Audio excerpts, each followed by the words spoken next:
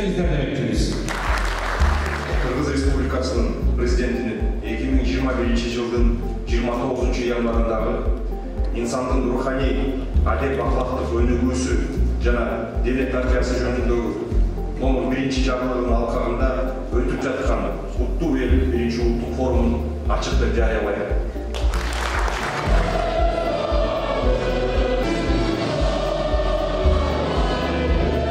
Ош шаары чыгыш менен батыштын улутубуздун маданий, руханий жана социалдык баалуулуктары шаардыктардын салт санатында, үрп-адатында, нарк маселелеринде, күнүмдүк жашоосунда, конок менен мейман күтүүсүндө, жүрүү-турумунда, жада калса тамак ашында жуурулушуп, айкалышып, түркүн боектордун сүртүндөрү менен айырмаланган уникалдуу шаарыбыз.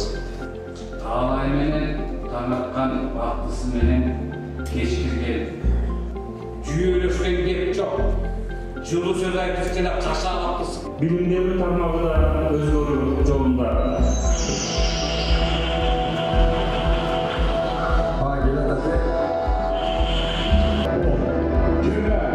Елді баштай тұрған, елге көз болып тұрған, баш көз болып тұрған мына сіздерсіз.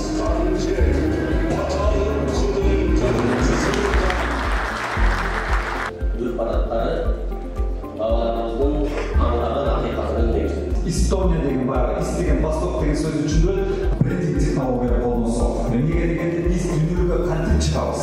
Көз караштар, кара салттар, ошонун ичинде руханий баалуулуктар баарын камтышкандагы бир заманбап бир сунуш кылышкандагы дүйнө жүзү азыр ушун баары ээричти. Кыргыз элдик күндөөлүгө таандалып чоң рахмат.